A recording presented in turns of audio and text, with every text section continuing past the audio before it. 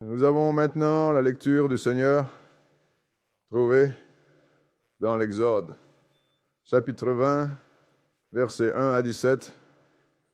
Allez-y. Le livre de Dieu, tout est pareil. Je suis le Seigneur Dieu qui t'ai fait sortir du pays d'Égypte, hors de la maison de bandits, que nous avons maintenant les dieux devant moi.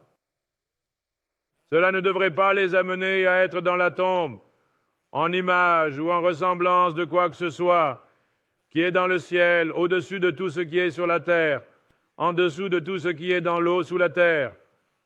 Que nous ne nous prosternions pas devant eux, ni ne les servions sans que le Seigneur Dieu soit un Dieu jaloux, visitant l'iniquité des pères sur les enfants jusqu'à la 3e et la 4e génération de ceux qui me haïssent, et faisant miséricorde à des milliers de ceux qui m'aiment et gardent mes commandements, que nous ne prendrons pas le nom du Seigneur, ton Dieu, en vain, car le Seigneur ne tiendra pas pour innocent celui qui prend son nom en vain. Souviens-toi du samedi pour le sanctifier 6 jours. Ferons-nous notre travail et accomplirons-nous tout ce travail? Mais le 7e jour est le sabbat du Seigneur ton Dieu. En lui tu ne feras aucun travail, ni ton fils, ni ta fille, ni ton serviteur, ni ta servante, ni ton bétail, ni l'étranger qui est dans tes portes. Car en 6 jours, le Seigneur a fait le ciel et la terre, la mer et tout ce qui s'y trouve, et s'est reposé le 7e jour. C'est pourquoi le Seigneur a béni le jour du sabbat et l'a sanctifié sous ce père et cette mère, afin que ce jour soit long sur la terre, que le Seigneur Dieu te donne. Tu ne tueras point, tu ne commettras point d'adultère, tu ne voleras point, tu ne porteras point de faux témoignages contre ton prochain. Tu ne convoiteras pas la maison de ton voisin, tu ne convoiteras pas la femme de ton voisin, ni son serviteur, ni sa servante, ni son bœuf, ni son âne, ni quoi que ce soit qui appartienne à ton voisin. Allons donc à l'Ecclésiaste, chapitre 12. Lisez les versets 13 et 14. Allez-y quand vous y êtes. Écoutons la conclusion de toute l'affaire.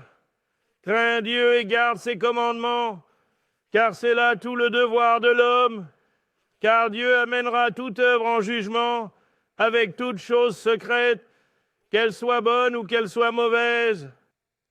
Et allons ensuite à l'Apocalypse, chapitre 22, et nous allons lire les versets 14 et 15. Lis-les quand tu y es. Bénis sont ceux qui font ses commandements, afin qu'ils aient droit à l'arbre de vie, et qu'ils puissent entrer par les portes dans la ville. Les sorciers et les impudiques, les meurtriers et les idolâtres, et quiconque aime et pratique le mensonge. Tout le monde remercie Dieu pour la lecture de la loi. Bon travail. Vous savez, quand vous lisez les commandements, mes sœurs et frères, qu'est-ce qui est si mauvais à ce sujet pour que les gens ne veuillent pas s'en occuper? Peut-être que les gens ne comprennent pas que c'est l'une des plus grandes armes de Satan. Faire en sorte que les gens pensent qu'ils n'ont pas besoin de respecter les commandements de Dieu.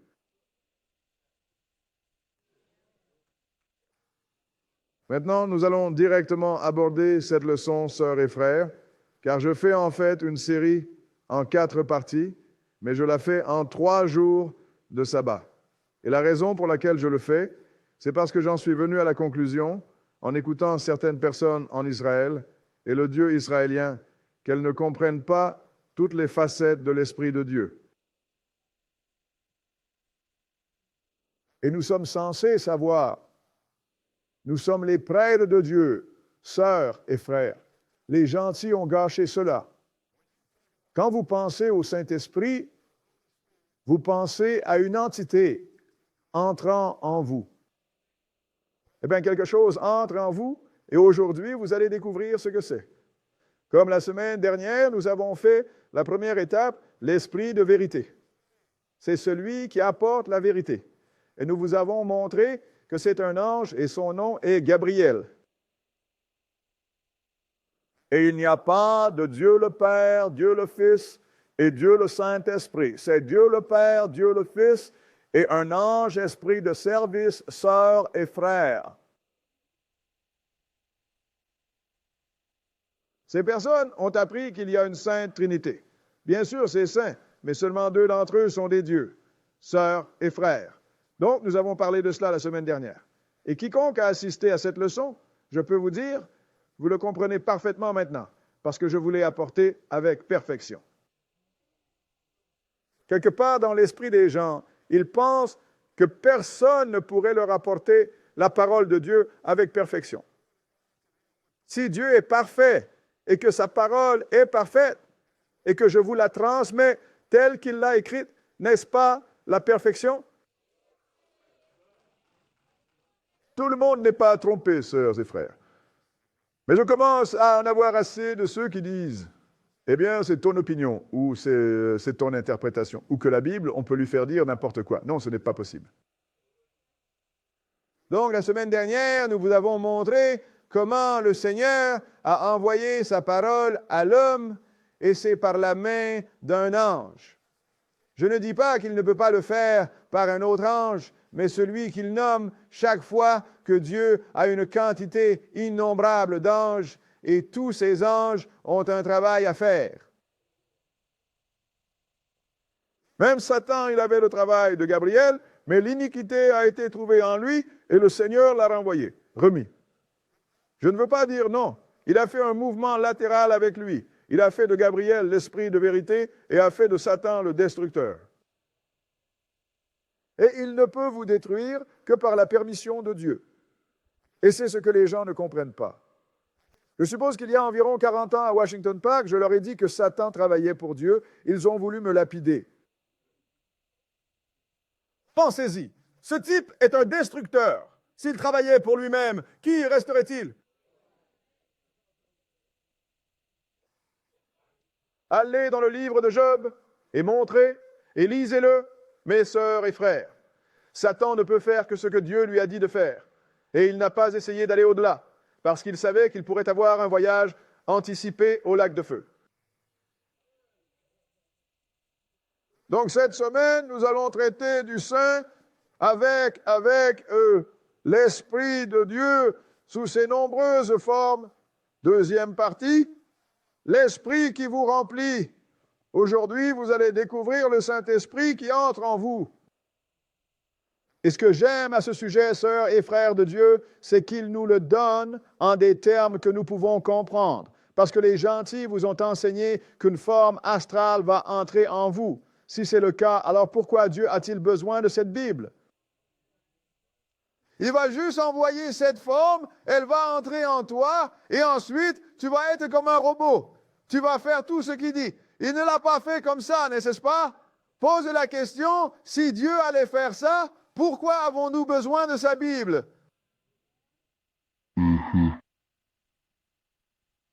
Alors, nous allons vous montrer ce qui vous remplit, sœurs et frères, ce qui entre en vous.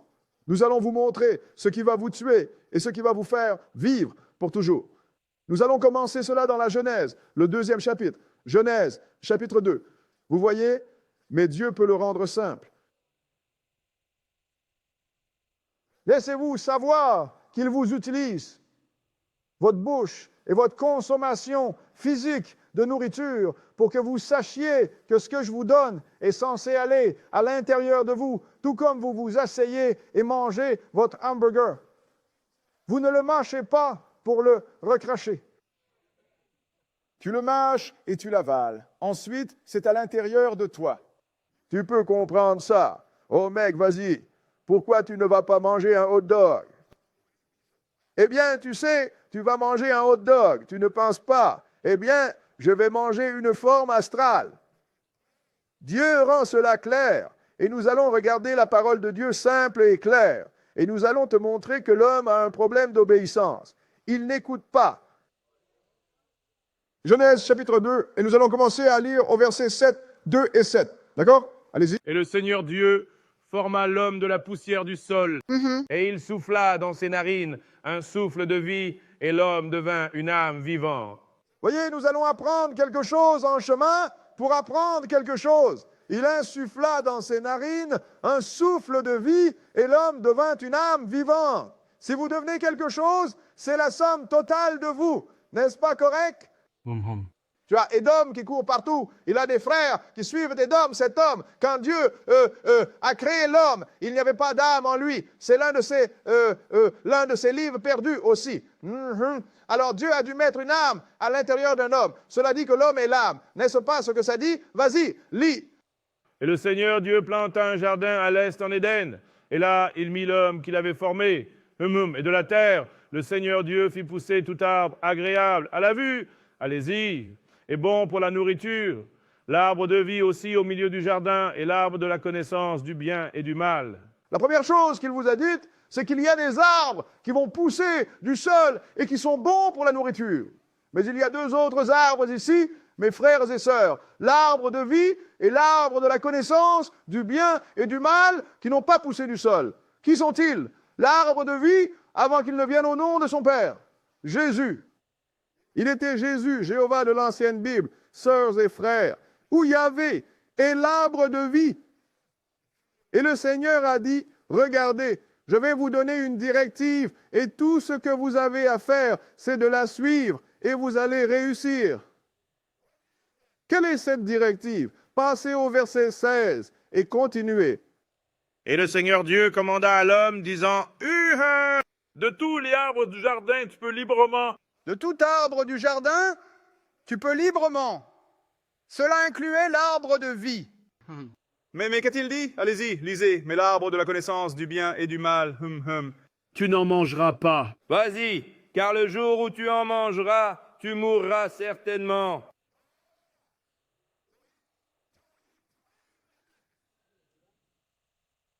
Mais de l'arbre de la connaissance du bien et du mal, tu ne mangeras pas. Car le jour où tu en mangeras, tu mourras certainement. Est-ce difficile à comprendre? Vous voyez, et les gens essaient de dire, eh bien, vous voyez la Bible, vous voyez, vous ne comprenez pas la Bible. Je dis, dans ce cas, allez à votre funérarium le plus proche et voyez ce qu'il y a là-dedans, des morts. Voyez, la parole de Dieu a du matériel tangible que vous pouvez regarder. La preuve du Seigneur, vous pouvez la voir. Mais voyons si l'homme écoute. Allons dans la Genèse, le 3e chapitre. Genèse, chapitre 3. Et nous allons commencer à lire au verset 1. Genèse 3 et 1. 3 et 1. D'accord, vas-y. Or, le serpent était plus rusé que toutes les bêtes des champs que le Seigneur Dieu avait faites. Et il dit à la femme, Dieu a-t-il vraiment dit que vous ne mangerez pas de tous les arbres du jardin? Allez-y. Et la femme dit au serpent, nous pouvons manger du fruit des arbres du jardin, mais du fruit de l'arbre qui est au milieu du jardin, Dieu a dit que vous n'en mangerez pas.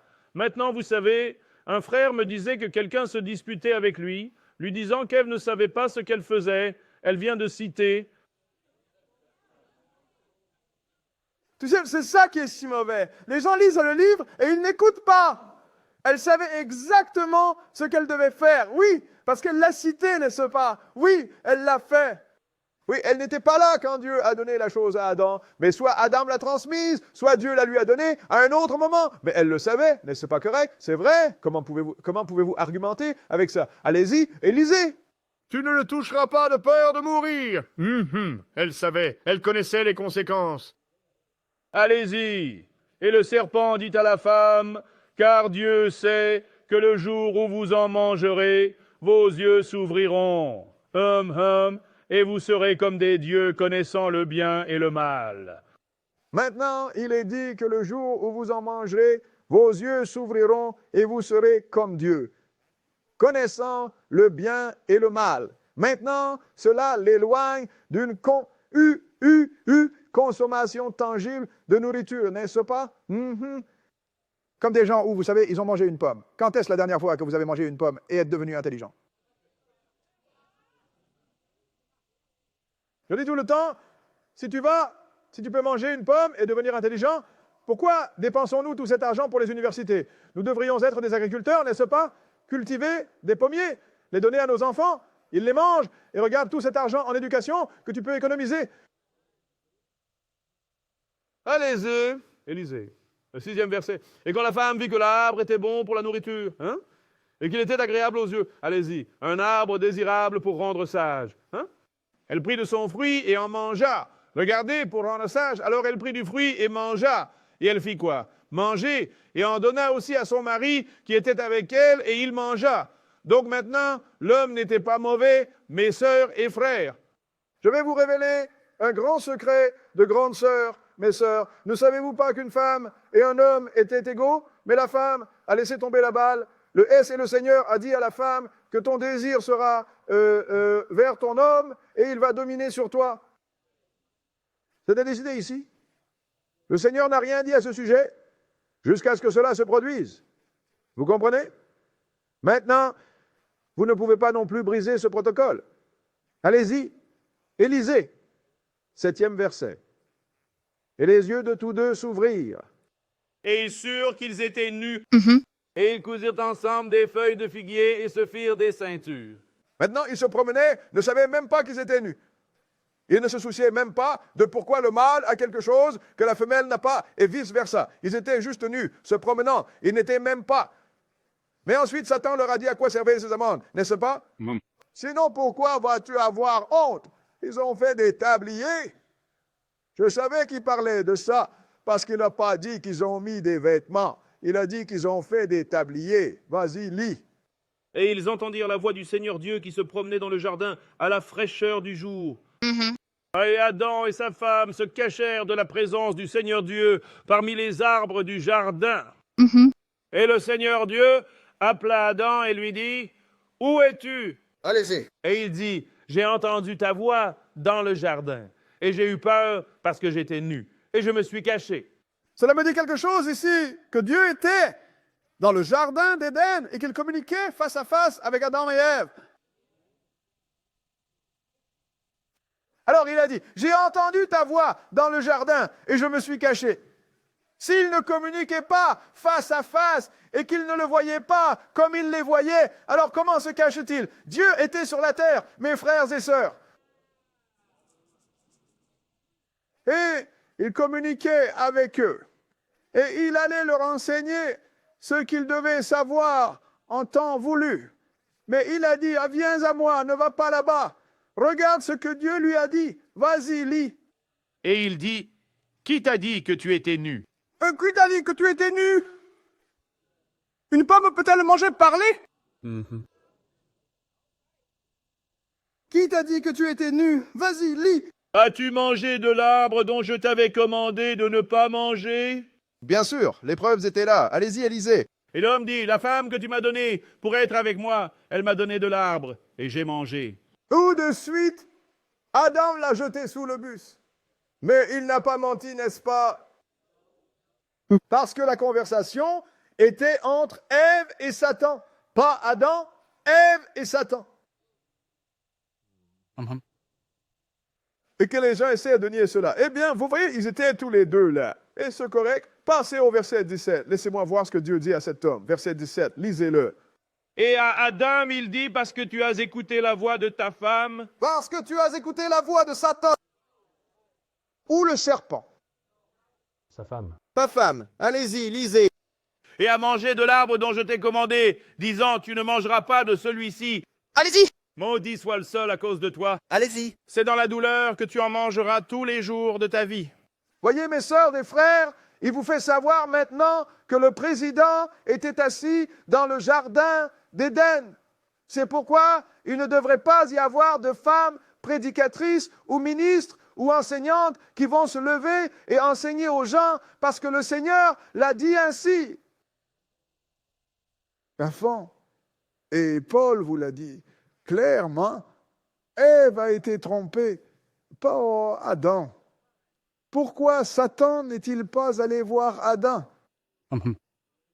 Parce qu'il savait qu'il ne se passait rien. L'homme ne va pas le croire. Il a entendu clairement qu'il n'allait pas y entrer. Alors, il est allé vers la femme, et la femme a fait tomber l'homme. Oui, les gens pensent, eh bien, vous êtes chauviniste quand vous dites qu'une femme ne peut pas prêcher. Je n'ai pas dit qu'une femme ne peut pas prêcher.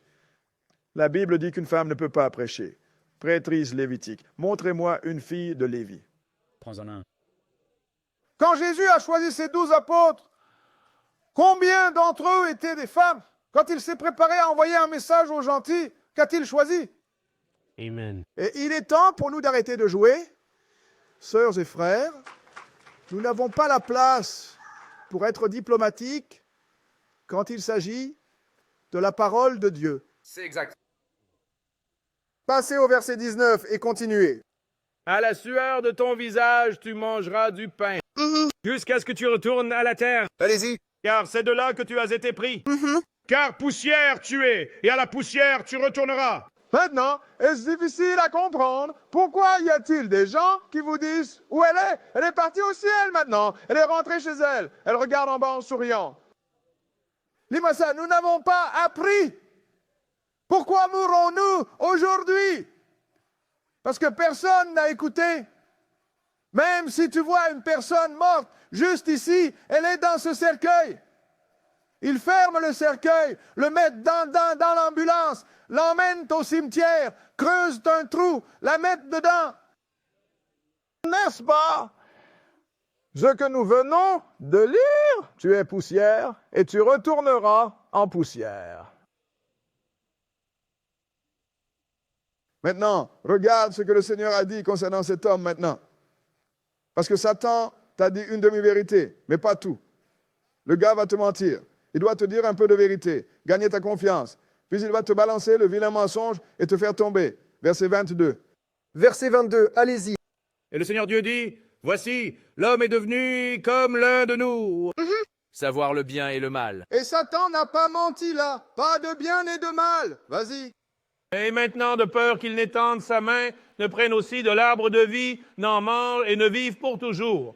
Oh, il aurait encore pu vivre éternellement, n'est-ce pas? Mais le Seigneur a dit, non, on ne va plus mentir comme ça. Qu'est-ce qu'on va lui faire? Vas-y, lis.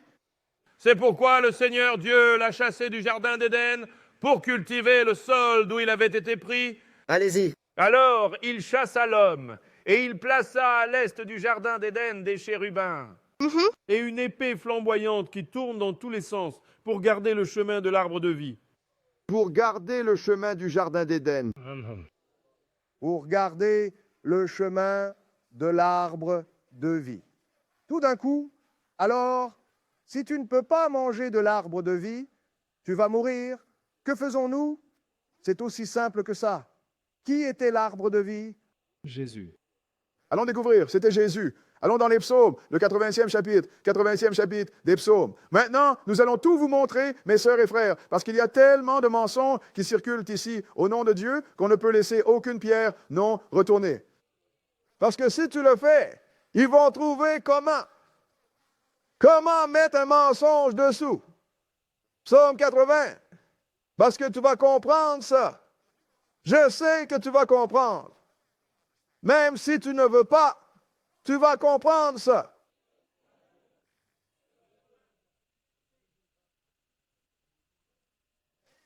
Psaume 80, verset 1. Un verset 1. Lis-le. Donne la salutation, berger d'Israël. Qui est le berger d'Israël? Jésus. Jésus. N'est-ce pas correct? Frère? Frère, garçon, tu continues de dire Jésus. Regarde, le Seigneur Jésus t'a dit à plusieurs endroits, je suis l'alpha et l'oméga, le commencement et la fin, le premier et le dernier.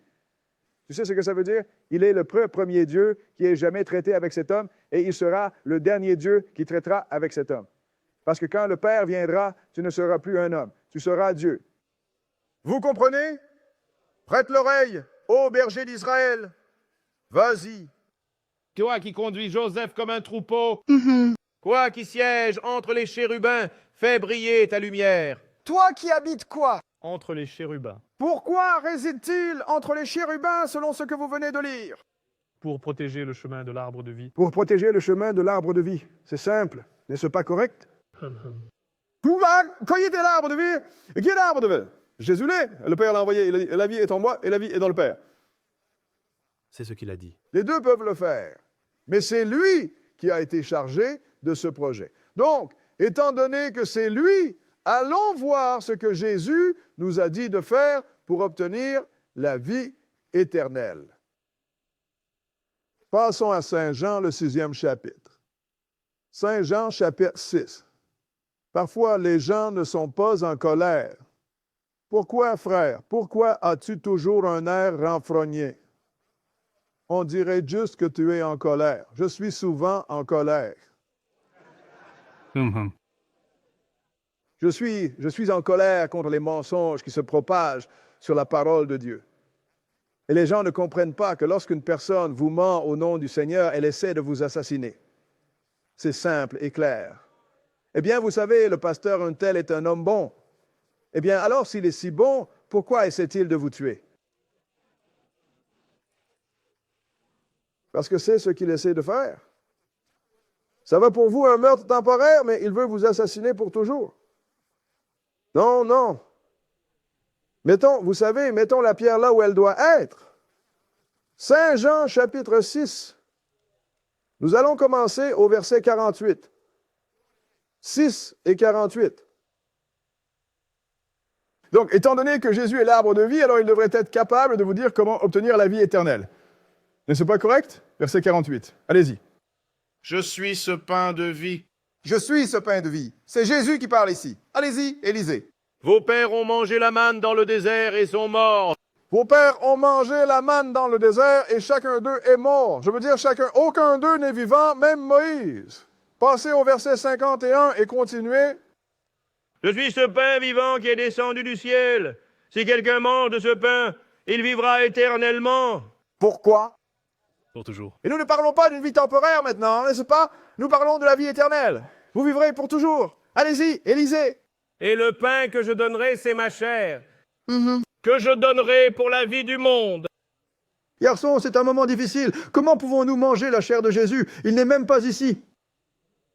Même s'ils ont essayé quand il était là, combien de Jésus reste-t-il? Combien de personnes peuvent manger sa chair? Cela vous fera comprendre que nous ne parlons pas de manger de la chair de Jésus, comme nous ne parlons pas de manger des pommes. N'est-ce pas correct? Je veux juste que vous compreniez ce qui se passe ici. Allez-y et lisez. Les Juifs se disputaient donc entre eux, disant, « Comment cet homme peut-il nous donner sa chair à manger ?» Puis Jésus leur dit, « En vérité, je vous le dis, si vous ne mangez la chair du Fils de l'homme et boire son sang, vous n'avez pas de vie en vous. » Ils ont même ajouté du sang. Bon sang! Ça devient vraiment un gars ici, n'est-ce pas? Allez-y, lisez. « Celui qui mange ma chair et boit mon sang a la vie éternelle. Et je le ressusciterai au dernier jour. » C'est de là qu'ils ont tiré la théorie des vampires. C'est exact. Le vampire doit prendre ton sang pour vivre, n'est-ce pas? Ils ont montré un cercueil dans un film, ils avaient. Je suppose que Dracula était mort depuis des années. Quelqu'un a versé du sang sur lui. Il s'est réveillé. D'où penses-tu qu'ils ont tiré ça? Parole de Dieu. Allez-y et lisez 55. Ma chair est vraiment une nourriture et mon sang est vraiment un breuvage. Allez-y. Celui qui mange ma chair et boit mon sang demeure en moi et moi en lui. Donc maintenant, celui qui mange ma chair et boit mon sang demeure en moi et moi en lui. Alors comment pouvons-nous vivre l'un dans l'autre? Il veut dire que Jésus habite à l'intérieur de tout le monde ici. Cela défie les lois de la biologie, n'est-ce pas? Alors quand il a dit cela, ses propres disciples ont eu un problème avec ça. Passez maintenant au verset 60 et continuez. Beaucoup donc de ses disciples, après avoir entendu cela, dirent « Cette parole est dure. Qui peut l'écouter ?» Maintenant, vous savez tous que c'est difficile. Vous savez pourquoi? Parce que le monde entier a été embrouillé à ce sujet. Absolument. Même jusqu'à aujourd'hui. Qui peut l'écouter? Allez-y et lisez. Quand Jésus sut en lui-même que ses disciples murmuraient à ce sujet, il leur dit, « Cela vous offense-t-il? Cela vous offense-t-il » Je veux vous le dire clairement. Descendez et lisez le verset 63. Allez-y, c'est l'esprit qui vivifie. Bien, la chair ne sert de rien. Allez-y, les paroles que je vous dis. Elles sont esprit et elles sont vie. C'est l'esprit qui vivifie. La chair ne sert de rien. Ce que je vous dis, c'est esprit et c'est vie. Adam et Ève avaient écouté. Nous n'aurions même pas la mort dans notre vocabulaire. Et pour vous montrer, ce sont les mots qu'il a dit. Mangez, pas sa chair. Tout comme il a dit, il disait à Adam et Ève, ne mangez pas de l'arbre de la connaissance du bien et du mal. Pas une pomme. Voyons maintenant ce qui s'est passé quand il a dit cela. Passez au verset 66 et continuez. À partir de ce moment, beaucoup de ses disciples retournèrent en arrière et ne marchèrent plus avec lui. Allez-y. Alors Jésus dit aux 12, « Voulez-vous aussi vous en aller ?» Allez-vous tous partir? Allez-y et lisez. Alors Simon-Pierre lui répondit, « Seigneur, vers qui irons-nous » Allez, Tu as les paroles de la vie éternelle. tu as les paroles de la vie éternelle. Alors, qu'est-ce qui va te donner la vie éternelle, mes sœurs et frères? Mout. La parole, pas quelque chose. Ça va entrer en toi comme de la fumée. Et tout d'un coup, tu vas comprendre. La parole. Pourquoi est-ce si difficile à comprendre? Tu as les paroles de la vie éternelle. Donc, pour obtenir la vie éternelle, tu dois manger ces paroles. Peux-tu voir la parole sortir de ma bouche? Non. Peux-tu le voir? Alors comment peux-tu l'attraper et le mordre? Alors qu'est-ce que tu manges avec tes oreilles et ton esprit? Et ça entre en toi, n'est-ce pas? Et ça te remplit. Même Dieu a fait une alliance avec Israël. Et Israël a rompu son alliance. Il a fait une nouvelle alliance. Laissez-moi voir ce qu'il a donné à Israël sous cette nouvelle alliance. Allons dans Hébreux, chapitre 8.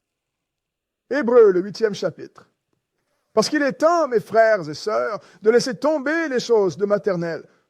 Et ce que vous entendez enseigner dans la plupart des églises le dimanche, ce sont des choses de maternelle.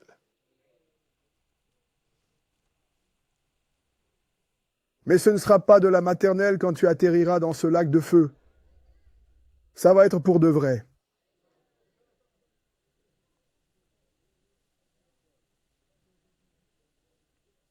Oui, ils m'ont dit une chose il y a longtemps.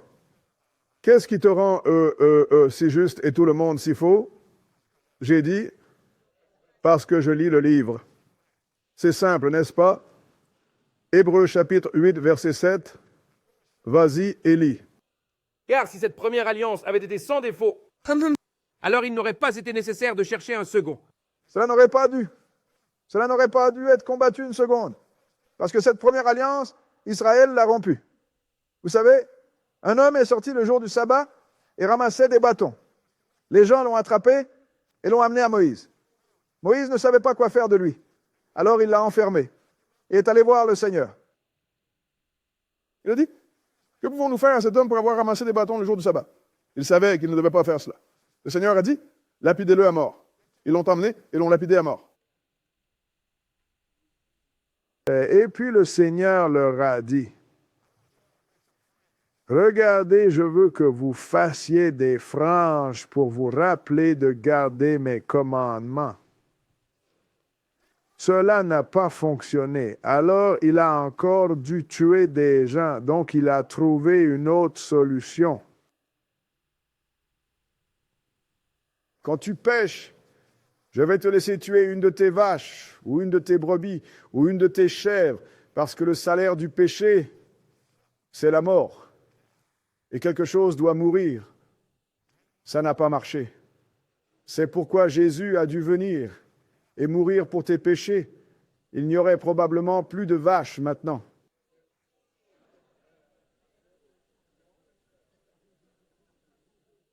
Tout parce que nous n'avons pas écouté ces paroles qui sont à loi. Hébreux chapitre 8, verset 7. Allez-y. Car si cette première alliance avait été sans défaut, il n'aurait pas été nécessaire d'en chercher une seconde. Pour trouver à redire avec eux. Pour trouver des fautes chez les gens, pas chez Dieu. Allez-y et lisez. Il a dit, voici, les jours viennent, dit le Seigneur, Allez-y. Que je ferai une nouvelle alliance avec la maison d'Israël et avec la maison de Juda. Je vais faire une nouvelle alliance avec la maison d'Israël et avec la maison de Juda. Je vais me débarrasser de mes lois et vous dire que vous êtes sous la grâce maintenant. Ça n'a pas dit ça. Eh bien, on ferait mieux de continuer à lire alors, n'est-ce pas? Oui, monsieur. Allez-y et lisez. Non, selon l'alliance que j'ai faite avec leur père, le jour où je les ai pris par la main pour les faire sortir du pays d'Égypte, parce qu'ils n'ont pas persévéré dans mon alliance, et je ne me suis pas soucié d'eux, dit le Seigneur. Allez-y. Car c'est l'alliance que je ferai avec la maison d'Israël après ces jours-là, dit le Seigneur. Allez-y. Je mettrai mes lois dans leur esprit. Pardon, une minute. Il est censé avoir aboli la loi. Il a dit, je mettrai mes lois dans notre esprit. Tous, les commandements, les statuts, Loïs alimentaire. Les lois alimentaires, toutes, il n'en a pas changé une seule. Vous voyez, Dieu est parfait, il est omnipotent, il n'a pas besoin de vous donner une loi maintenant et d'y ajouter quelque chose plus tard. Il a dit qu'il appelle la fin dès le commencement. C'est pourquoi quand les gens disent, eh bien, tu sais, frère, tu es un prophète, je dis, je ne suis pas un prophète et le Seigneur m'a déjà dit ce qui va se passer aujourd'hui. Laisse-moi tranquille.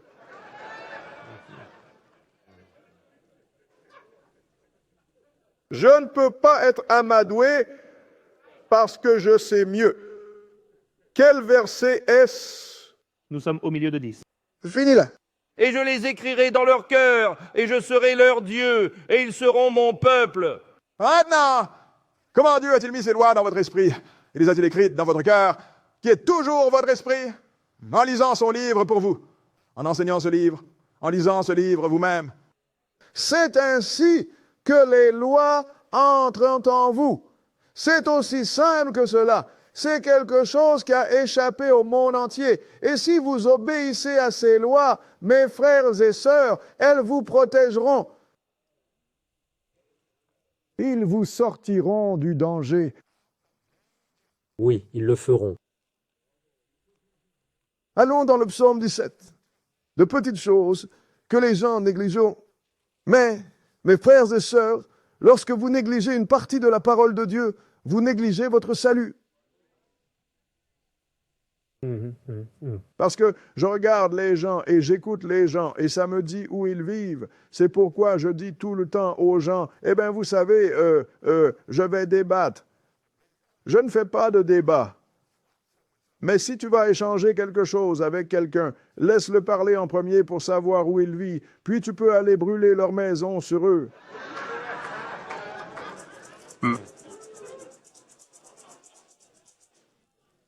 C'est de cela qu'il s'agit. Si la maison n'offre pas d'abri, pourquoi devrait-elle exister? Étant donné que c'est la seule raison pour laquelle elle a été construite. Si la parole ne donne pas le salut, alors pourquoi ne pas la détruire? Eh bien, Psaume 17, verset 1. 17 et 1, lis-le.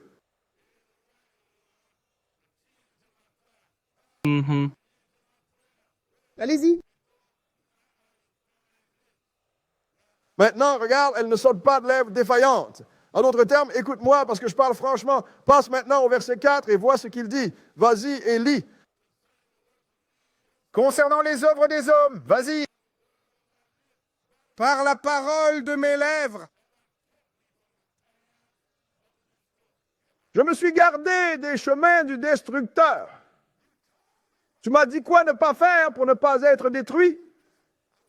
Si j'avais écouté, je ne marcherais pas dans les chemins du destructeur. Comment appelle-t-on Satan? Oui, si Adam et Ève avaient écouté les paroles des lèvres du Seigneur, ils n'auraient pas communiqué avec lui et nous ne mourrions pas aujourd'hui. Vous comprenez? C'est la simplicité à son plus simple, mais le Seigneur veut faire cela parce qu'il ne veut pas que vous soyez coupés. Allons à Matthieu, le 4e chapitre. Matthieu, le 4e chapitre. Personne ne lit ce livre. Vous allez écouter votre petit sermon agréable le dimanche et vous en sortez plus bête que vous ne l'étiez en arrivant. Et je ne jette pas de pierre, je ne fais qu'énoncer les faits. Mes sœurs et frères, faites-y réfléchir. Ça te fait réfléchir. Parce que comment vas-tu faire ce que Dieu dit si tu ne sais pas ce qu'il dit? Maintenant, Jésus va tout dire ici. Personne n'écoute. Je veux dire, tout. Matthieu chapitre 4, nous allons commencer à lire au verset 1. Matthieu chapitre 4, verset 1. Des choses simples racontent de grandes histoires. Une grande connaissance en sort. Verset 1, allez-y.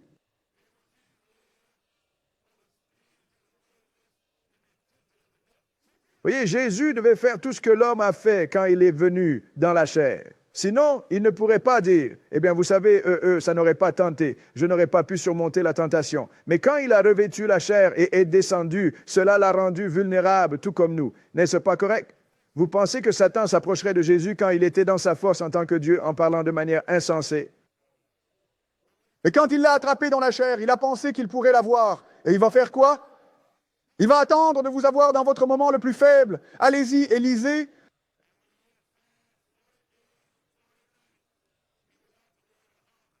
Je suppose que tu aurais très faim si tu n'avais rien mangé, ni bu pendant 40 jours et 40 nuits, n'est-ce pas? Satan le sait, il l'a maintenant. Je vais lui offrir quelque chose qu'il désire vraiment, qu'il convoite. Qu'est-ce que c'est? Vas-y, lis.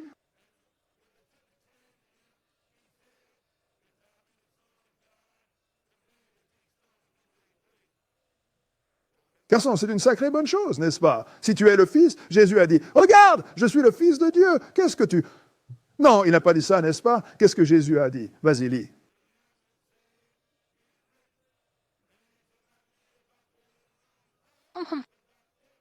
Attends, une minute. L'homme ne vivra pas de pain seulement, mais de quelques paroles.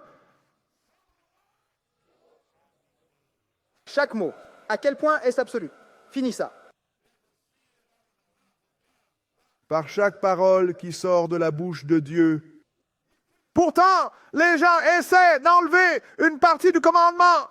Cette partie que vous avez enlevée, elle est sortie de la bouche de Dieu. Je le sais, parce qu'il se tenait sur la montagne et nous l'a donnée. Elle est sortie de la bouche de Dieu, a dit que vous ne devez pas manger de porc et de poisson-chat. C'est exact. Et crevettes et homards. Cela est sorti de sa bouche, n'est-ce pas?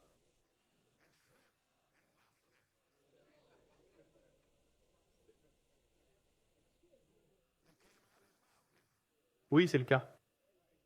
Il a dit, mais il est écrit, voyons où c'est écrit. Allons à Deutéronome, le 8e chapitre. Jusqu'à présent, mes sœurs et frères, tout ce dont nous lisons qui entre en vous est quoi? La parole de Dieu. La parole de Dieu. Tu peux me dire, eh bien frère, tu sais, nous savons cela. Non, tu ne sais pas, car je peux voir comment tu vis. La façon dont vous vivez me dit ce que vous savez et ne savez pas. C'est pourquoi personne n'enseigne jamais sur le lac de feu dans la plupart des églises. Parce que le jour où vous les convaincrez qu'il y a un lac de feu et que vous allez y aller et brûler pour toujours, vous allez changer votre comportement. Mais vous leur donnez un peu de maternelle. Eh bien, vous savez, le diable est sous terre, vous savez, barbecue, et le diable n'est pas sous terre à ne rien faire. Il commande des forages partout sur cette terre. Il n'a pas encore couru dans un domaine. Voyons ce qui est écrit. Deutéronome 8 et verset 1. 8 et 1, allez-y. Tous les commandements que je te prescris aujourd'hui, tu les observeras pour les accomplir. Allez-y.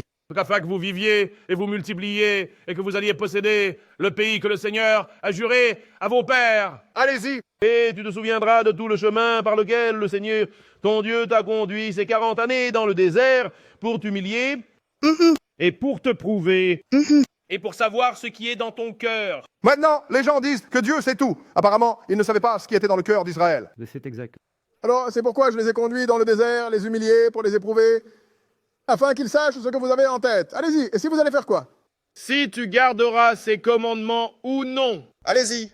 Et il t'a humilié, et t'a laissé avoir faim, et t'a nourri de manne que tu ne connaissais pas, ni nos pères ne connaissaient, afin de te faire savoir que l'homme ne vit pas seulement de pain. Allez-y. Mais de toute parole qui sort de la bouche du Seigneur, l'homme vit. Combien de mots y a-t-il? Et il vous fait savoir, si vous m'obéissez, je prendrai soin de vous. Quand il n'avait pas de pain, il a apporté du pain du ciel. Quand ils ont reçu la leçon pour moi, il est allé et a amené un vent et a apporté une volée de cailles et les a déposées devant moi jusqu'à vos sourcils. Les chaussures que vous avez portées pendant 40 ans ne se sont jamais usées. Pas un seul lacet ne s'est cassé. Comment cela peut-il arriver? Personne n'était malade. Comment cela peut-il arriver? Parce que Dieu a dit, je ne vais pas permettre que cela arrive. C'est pourquoi j'ai dit que vous allez vivre de chaque parole qui sort de la bouche de Dieu, pas seulement une partie. Eh bien, vous savez, nous, dans le Nouveau Testament, voyons maintenant que l'Ancien Testament, certaines de ces choses... Attendez une minute. Si cela est sorti de la bouche de Dieu, comment se fait-il que cela n'existe plus? Et Jésus vous a dit que les mots que vous prononcez, ils sont esprit et ils sont vie. Alors, quand vous êtes avec la parole de Dieu, que ressentez-vous? Avec le Saint-Esprit, l'Esprit de Dieu. Mais personne ne veut faire ça parce que tout le monde est pris dans la superstition. La seule chose que Dieu vous a donnée, c'est sa parole, mais c'est tout ce qu'il a besoin de vous donner. Passons à Saint Jean, le 7e chapitre. Saint Jean, chapitre 7.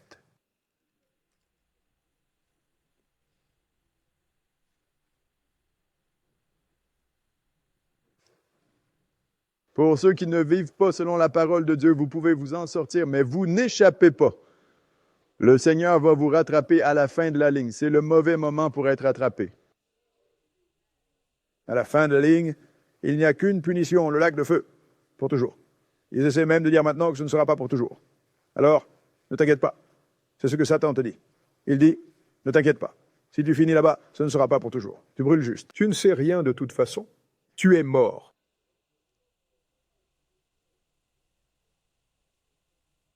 Saint Jean 7, nous allons lire, commencez à lire, au verset 37. 7 et 37. D'accord? Vas-y.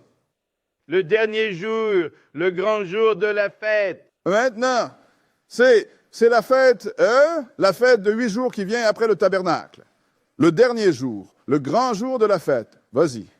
Jésus se leva et cria, disant, si quelqu'un a soif, qu'il vienne à moi et qu'il boive. S'il a soif, qu'il vienne à moi et qu'il boive. Jésus avait de l'eau qu'il pouvait donner à tout le monde. C'est un grand pot, n'est-ce pas?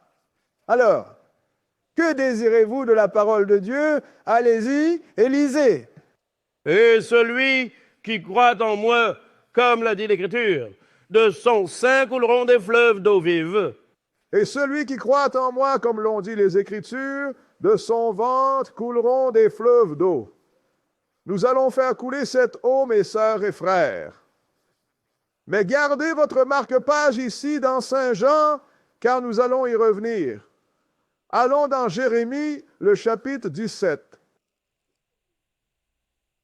Jérémie, chapitre 17. Personne n'écoute.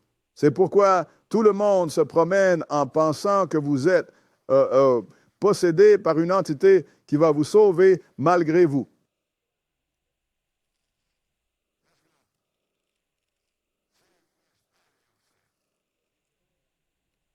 Quelqu'un essaie de te prendre ta vie. Jérémie chapitre 17. Et nous allons lire un verset, le verset 13. Jérémie 17 et verset 13. Lis-le.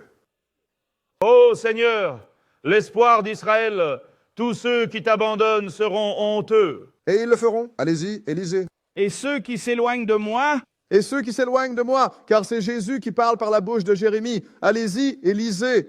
Seront écrits sur la terre. Ils vont être écrits dans la terre. Allez-y. Maintenant, comment allez-vous être écrits dans la terre? Parce que c'est là que vous retournez. Parce que c'est de là que vous venez. Allez-y et lisez. Parce qu'ils ont abandonné le Seigneur, Ils ont abandonné le Seigneur. la source d'eau vive. La source d'eau vive. Toute cette parole vivifiante vient du Seigneur. Du Père donné à Jésus, Jésus l'a donné à l'ange et l'ange vous l'a apporté. C'est pourquoi Pierre a dit à Jésus, tu as les paroles de la vie éternelle. c'est exact, frère. Cette eau vive parle de la parole de Dieu. Maintenant, retournons à Saint Jean Et nous allons revenir au 4e verset. Saint Jean, le 4e verset, ou plutôt le 4e chapitre. Saint Jean, le 4e chapitre. Saint Jean 4. Nous allons lire le verset 5 et sauter. 4 et verset 5. Et nous allons sauter. Nous lisons ce livre, hein? N'est-ce pas correct? Je ne vous donne pas mon opinion. Verset 5. Lisez. Puis il vient à une ville de Samarie appelée Sichar, près de la parcelle de terrain que Jacob a donnée à son fils Joseph. Maintenant, Jésus est venu là. Maintenant, c'est l'une des villes dans le royaume du Nord. Mais il n'y avait plus d'Israélites là-bas parce que les Assyriens les avaient tous emportés. Et ils ont amené des gens d'autres terres et les ont mis là. Et ils étaient appelés les Samaritains. Et passez maintenant au verset 7 et continuez. Une femme de Samarie vient puiser de l'eau. Jésus lui dit, « Donne-moi à boire. » Allez-y. Car ses disciples étaient allés à la ville pour acheter de la viande. Alors la femme de Samarie lui dit, « Comment toi, qui es juif, me demandes-tu à boire, à moi qui suis une femme de Samarie ?» Allez-y. Car les Juifs n'ont pas de relation avec les Samaritains.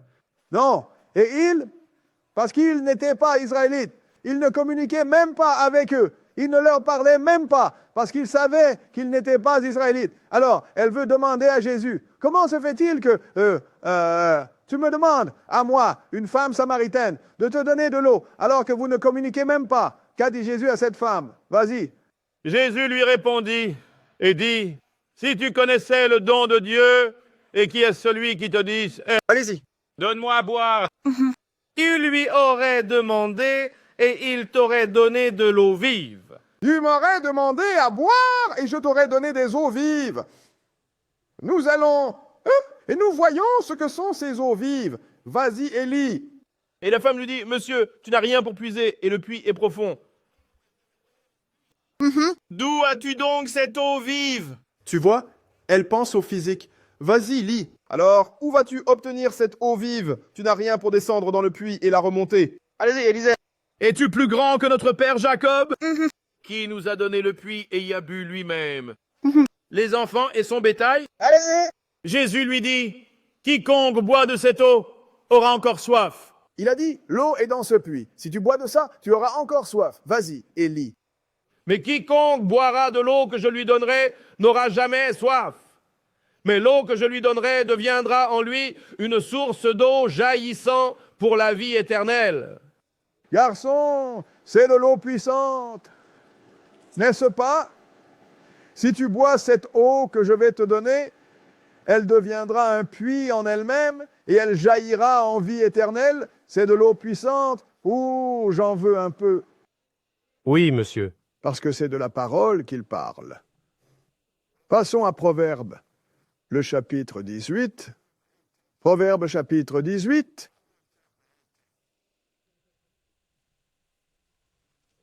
Un frère a appelé lors de la QQNR. Vous savez, si vous dites Gabe avec nous ou Saint-Esprit, alors il me donne le... Eh bien, qu'est-ce que c'est? Je suis allé au livre et je lui ai montré, mais j'ai donné un bon conseil. Ce que vous devez faire, monsieur, c'est vous asseoir et écouter toute la série avant d'appeler ici pour poser des questions.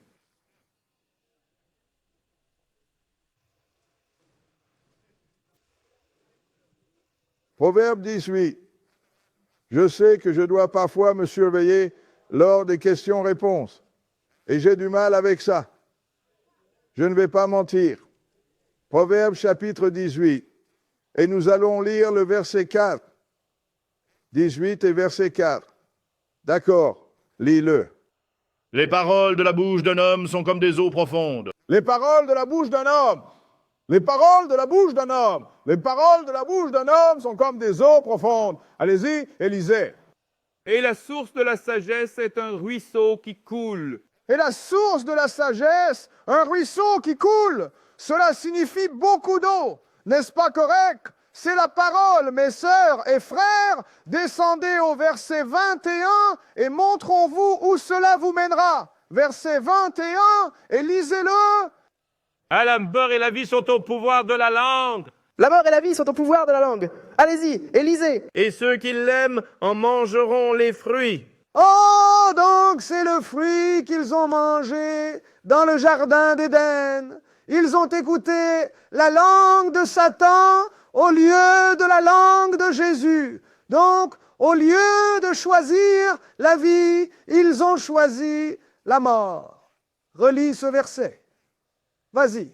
La mort et la vie sont au pouvoir de la langue, et ceux qui l'aiment en mangeront les fruits. Et remontez et lisez le verset 4. Comment il s'appelait? Verset 4, allez-y et lisez. Les paroles de la bouche d'un homme sont comme des eaux profondes, et une source de sagesse comme un ruisseau coulant.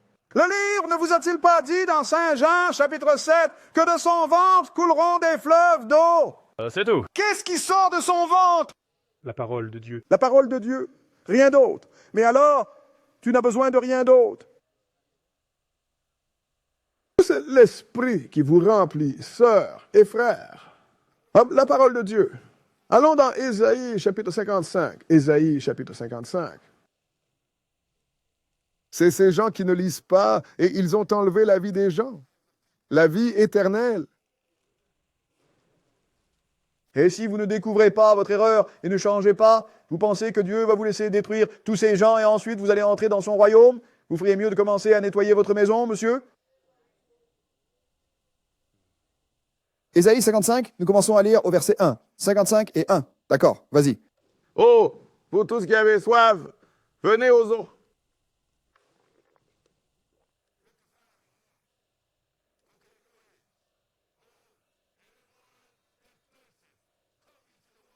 Jésus n'a-t-il pas dit cela? Que tous ceux qui ont soif viennent à moi et boivent. Venez aux eaux. Allez-y, lisez.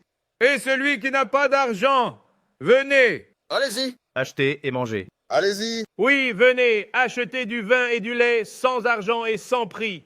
Écoute, nous savons qu'il faut de l'argent pour fonctionner dans le monde réel de cet homme, mais nous n'allons pas mettre de pression sur quelqu'un pour le faire. C'est pourquoi tu ne vois pas de plateau et rien distribué nulle part dans aucun des lieux de Dieu israélite. La parole que nous vous avons donnée est gratuite. La dîme que vous payez, c'est entre vous et Dieu. Des gens appellent, frère Moore, j'aurais aimé que vous puissiez me prêter de l'argent parce que j'ai payé ma dîme. J'ai dit, qu'est-ce que ça a à voir avec quoi que ce soit?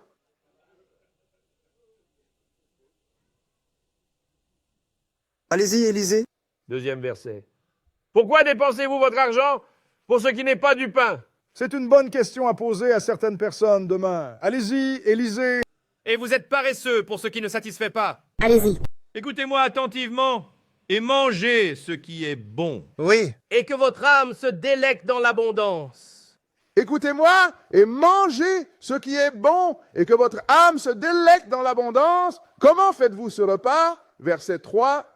Inclinez votre oreille. Oh, c'est comme ça que tu fais, n'est-ce pas? Incline ton oreille. Vas-y, lis. Et venez à moi. Allez-y. Écoutez, et votre âme vivra. Et écoutez, et votre âme vivra. Est-ce compliqué? Allez.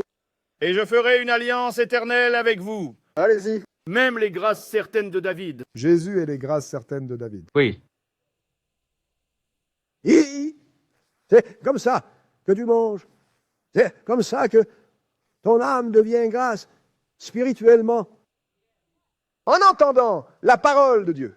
Voyez, le Seigneur a essayé de rendre cela si clair parce qu'il savait que vous alliez avoir des gens ignorants qui courent partout en prêchant comme s'ils étaient bien éduqués dans la parole de Dieu.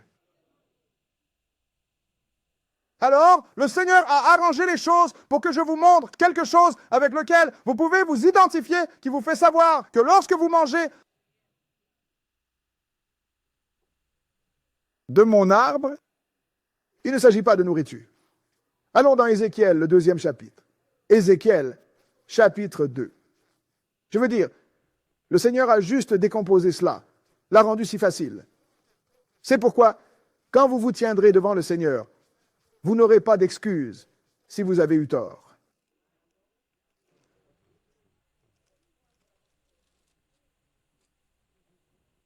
Ézéchiel chapitre 2. Et nous allons commencer à lire au verset 1. Ézéchiel chapitre 2, verset 1. Vous voyez, c'est ce qu'on appelle la simplicité du Christ. il vous donne quelque chose que vous pouvez voir pour vous montrer quelque chose que vous ne pouvez pas voir. Vous comprenez? Ce qu'on appelle une métaphore. Premier couplet, allez-y et lisez. Et il me dit, Fils de l'homme, tiens-toi debout sur tes pieds. Et je te parlerai. Allez-y. Et l'Esprit est entré en moi, et quand il m'a parlé et m'a mis sur mes pieds, j'ai entendu celui qui me parlait. Le frère m'a dit, tu vois ce frère, tu vois l'esprit entrer et le relever? J'ai dit, regarde, la parole m'a dit, Dieu dit de se lever. Quand Dieu dit de se lever, que vas-tu faire? Je ne savais pas que la forme astrale devait entrer en lui. Vas-y, lis.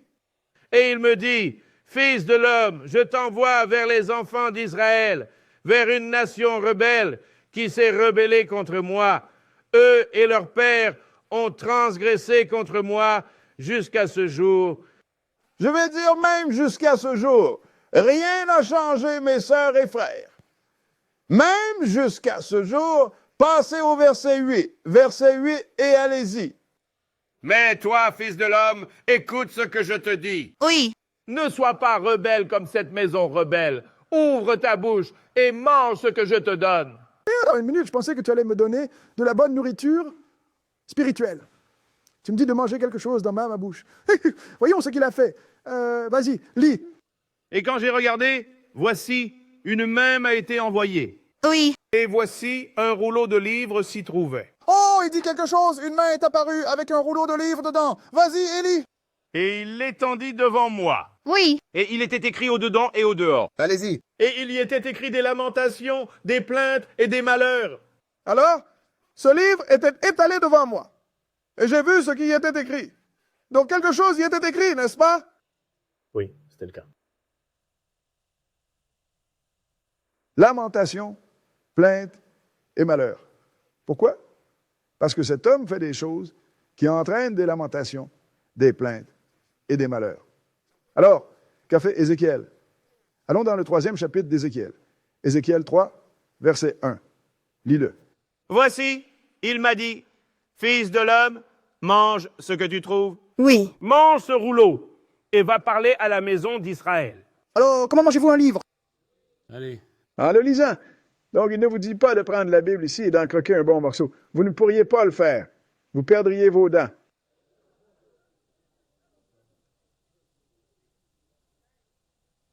Alors, qu'a fait Ézéchiel? Allez-y, Élisée. Alors, j'ai ouvert la bouche et il m'a appelé à manger ce rouleau. Oui. Et il me dit, Fils de l'homme, fais en sorte que je mange mieux et remplis tes entrailles de ce rouleau que je te donne. Oui. Alors je l'ai mangé et il était dans ma bouche comme du miel pour sa douceur.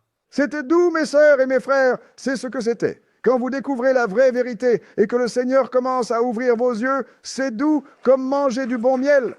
Mais ensuite, quand vous l'apportez à votre peuple, voilà l'amertume. Mais descendez au verset 8 et continuez. Verset 8 et continuez. Voici, j'ai rendu ton visage fort contre leur visage et ton front fort contre leur front.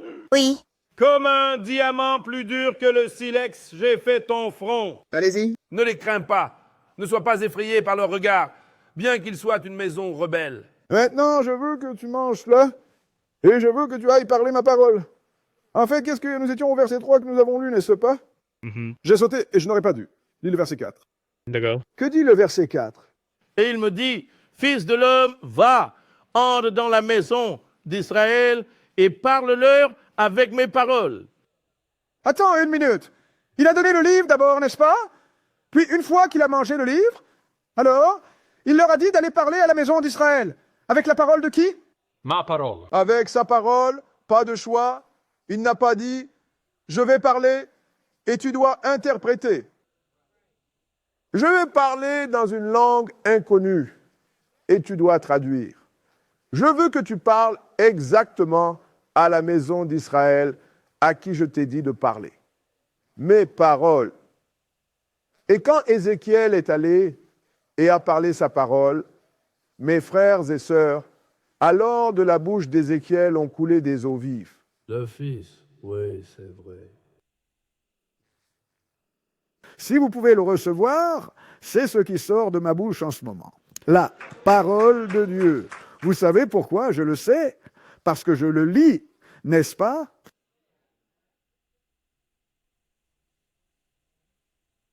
Les gens doivent comprendre. C'est la parole de Dieu. Ce Saint-Esprit dont il parle, c'est la parole de Dieu. Allons dans 2 Pierre, le 1er chapitre. 2 Pierre, le 1er chapitre. Vous savez, vous avez cette grande Bible, puis vous allez à l'église, le gars lit 1 ou 2 versets, parfois même un demi-verset, et il va vous parler pendant 1h30. De quoi vous parle-t-il?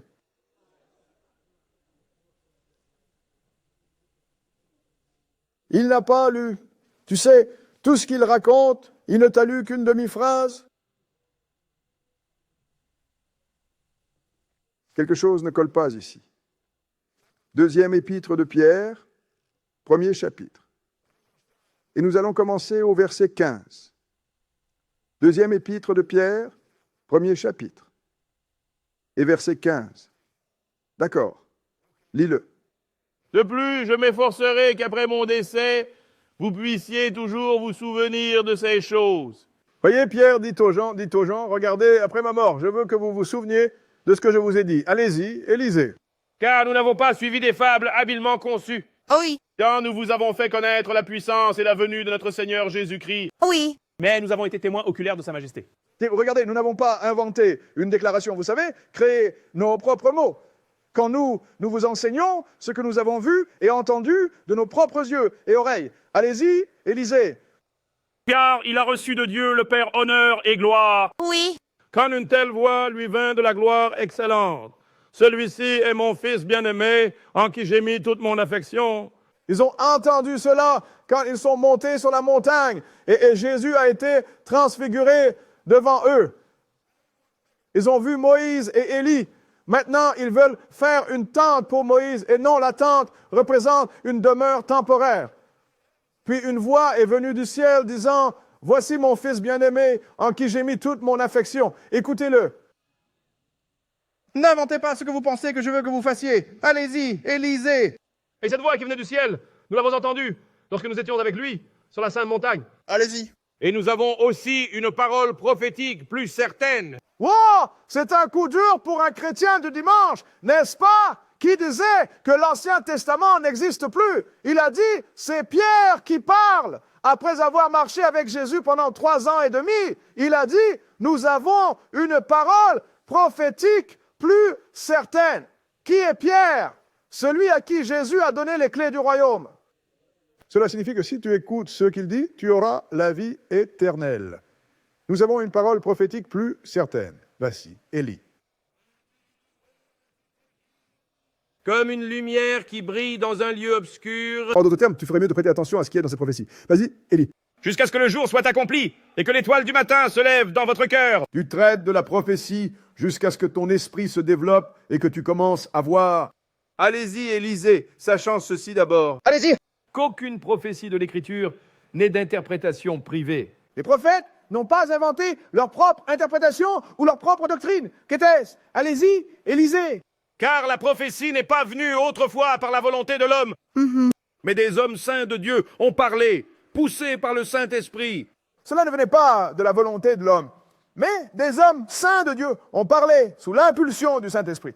Cela signifie que lorsque le Seigneur leur a donné cette eau, ils devaient la proclamer. Ils ne pouvaient pas le retenir. Nous avions un prophète, parce qu'il a subi un peu de persécution. Il a essayé de le retenir. Et voyons ce qui lui est arrivé. Allons dans Jérémie, le 20e chapitre. Jérémie, chapitre 20. Voyons ce qui se passe quand tu y vois. Parfois, cette chose devient moche. Tu sais, c'est doux dans ta bouche. Mais quand tu commences à le dire aux gens, ils ne veulent pas l'entendre. Tout d'un coup, cela devient amer dans ton estomac. Jérémie prophétisait, et voyons ce qui lui est arrivé. Pas par les gens de la rue, pas par les gangsters. Laisse-moi voir qui a frappé Jérémie à la bouche. Eh bien, cela ne dit pas la bouche, juste qu'il l'a frappé. D'accord? Jérémie chapitre 20, et nous allons commencer au verset 1. Jérémie chapitre 20, verset 1.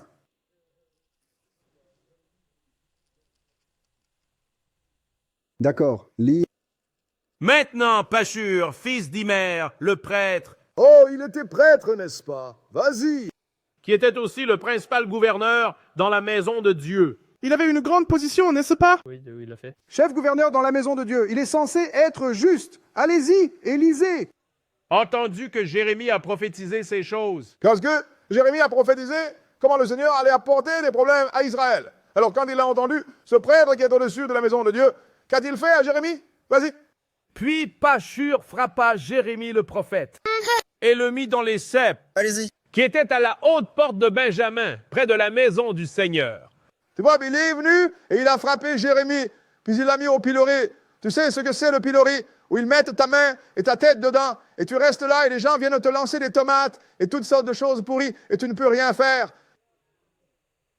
Imagine Jérémie comme ça ici, et les gens le frappant avec toutes sortes de choses, lui crachant dessus, versant, jetant des seaux d'eau sur lui, le giflant. Tu ne peux rien faire.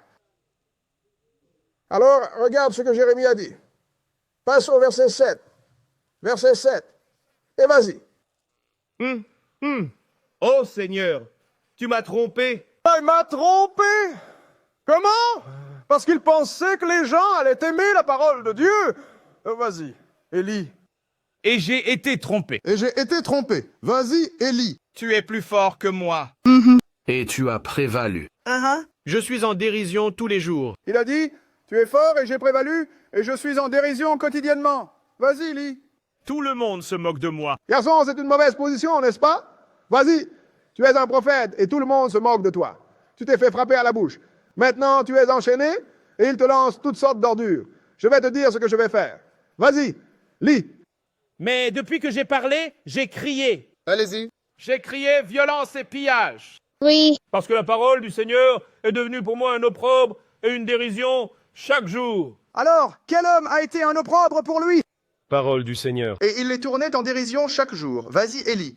Puis j'ai dit que je ne ferai plus mention de lui, ni ne parlerai plus de son nom. Alors le diable a dit, je te dis quoi? Je ne vais plus parler, mentionner le Seigneur, et je ne vais plus invoquer son nom. J'en ai fini avec ça. Ma bouche est fermée. Non, ça m'apporte trop de drame. Mais que s'est-il passé? Vas-y, lis. Mais sa parole était dans mon cœur comme un feu ardent. Mais sa parole était dans mon cœur comme un feu ardent. Enfermé dans mes os. Enfermé dans mes os. Vas-y. Et j'étais las de patienter et je ne pouvais pas le retenir. Il a dit, écoute, j'ai essayé de garder ma bouche fermée. Cette parole, quel est l'autre mot pour l'Esprit de Dieu qui était dans mon cœur, qui était dans mon esprit? C'était comme un feu enfermé dans mes os et je devais parler. Combien de fois as-tu entendu quelqu'un mentir sur la parole de Dieu et tu sais que c'est un mensonge et tu essaies de dire « ce n'est pas mes affaires ». Oh, j'ai dit « regarde ici, laisse-moi te dire quelque chose. Tu sais ce qui s'est passé? Cette parole était enfermée dans ton esprit comme un feu dans tes os et tu ne pouvais pas rester silencieux. » C'est pourquoi il est dit qu'ils ont été poussés par le Saint-Esprit. Parce que la parole de Dieu vous poussera, sœurs et frères. Et cela vous fait savoir que quand Dieu parle, quelqu'un doit parler. Allons dans Amos, le 3e chapitre. Parce que je sais que j'ai essayé. Écoute, ça n'a rien à voir avec ces gentils. Surtout avant que je prenne ma retraite. Ces gentils, ils ne veulent pas entendre ça. Ça, après un moment, j'ai pris le contrôle de la conversation. Et eux, ils me regardent depuis ce jour-là avec un regard bizarre.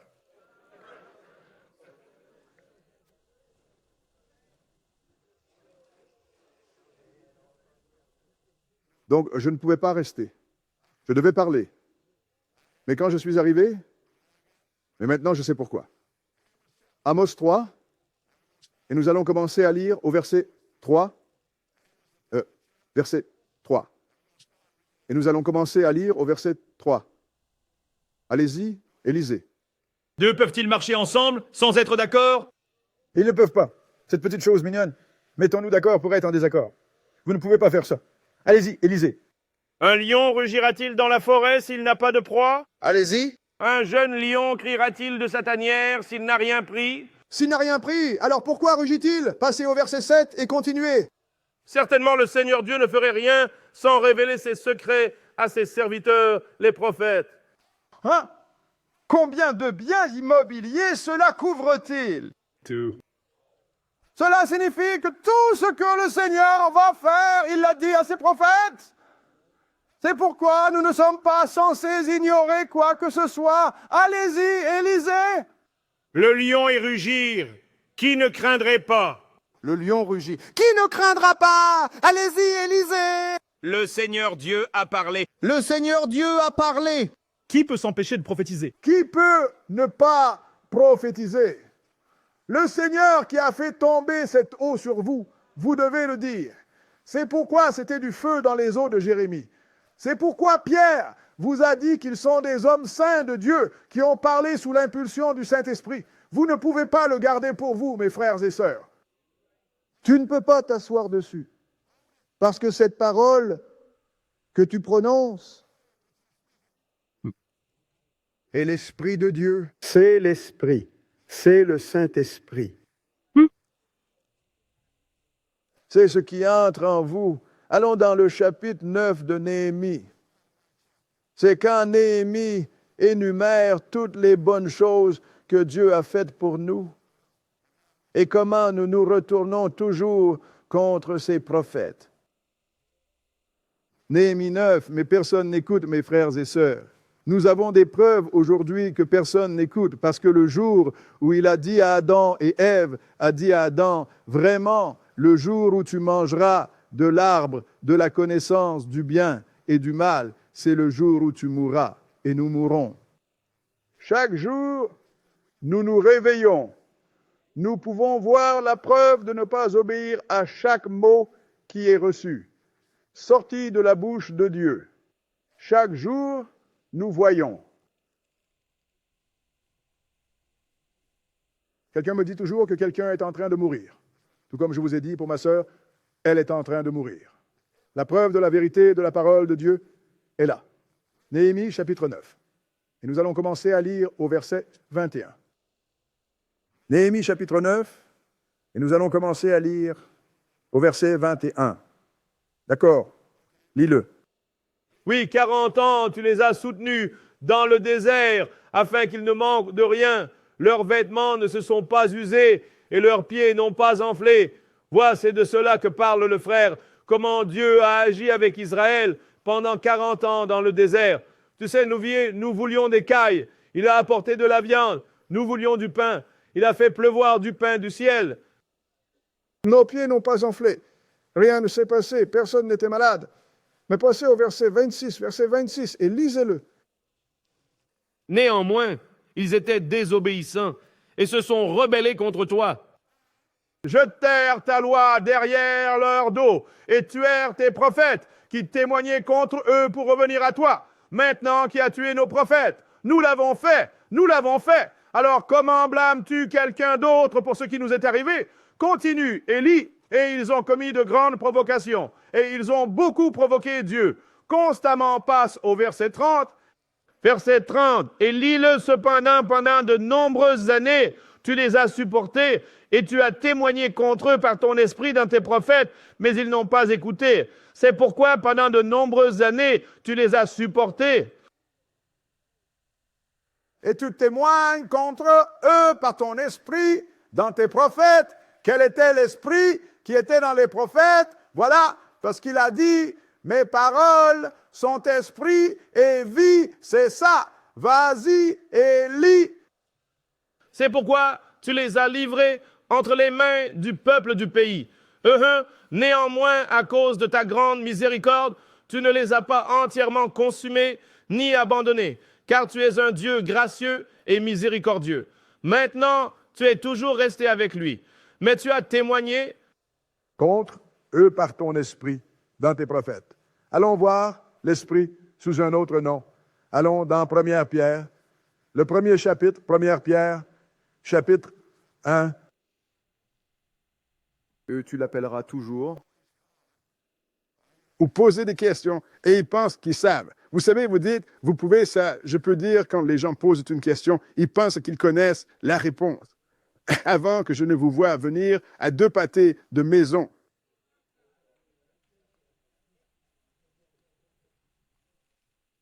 Première Pierre, le premier chapitre. Et nous allons commencer à lire au verset 9. Première Pierre, 1 et 9. 1 et 9. Première Pierre 1 et 9. D'accord, lis-le. Recevant le but de votre foi, même le salut de vos âmes. C'est la fin de votre foi. Vous avez la foi jusqu'à la fin, alors vous allez obtenir le salut. Mais vous devez montrer votre foi par vos œuvres. Allez-y et lisez. De quel salut les prophètes ont fait l'objet de recherches et d'investigations diligentes? Qui ont prophétisé de la grâce qui devait vous parvenir. Le prophète est celui qui nous a parlé de la grâce que nous allons recevoir, ce don gratuit que Jésus va apporter. Allez-y, lisez. Cherchant quel temps ou quelle circonstance l'Esprit de Christ qui était en eux indiquait. Attends une minute. L'Esprit du Christ était dans les prophètes. Oui, monsieur. Qui pensez-vous que c'était sous le nom de Jéhovah ou Yahweh? Christ. L'Esprit de Christ qui était en eux. Quel est cet esprit? La parole. N'est-ce pas correct? C'est exact. Allez-y, lisez. Où ils ont témoigné à l'avance des souffrances du Christ et de la gloire qui devait suivre. Allez-y. Il leur fut révélé que ce n'était pas pour eux-mêmes, mais pour nous qu'ils administraient les choses qui vous sont maintenant rapportées par ceux qui vous ont prêché l'Évangile avec le Saint-Esprit envoyé du ciel, avec des choses que les anges désirent examiner. Attendez une minute. Voyez, c'était un... Quelle est la question sur les réponses aux questions? C'est ce que cela signifie. Le Saint-Esprit envoyé du ciel? La parole. Qui l'a apportée? Le Saint-Esprit à l'ange.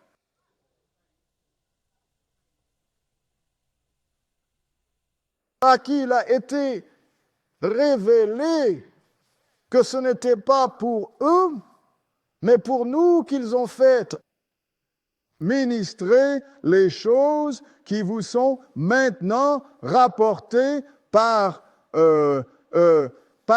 ceux qui vous ont prêché l'Évangile avec le Saint-Esprit envoyé du ciel. Qu'est-ce que l'ange a apporté du ciel?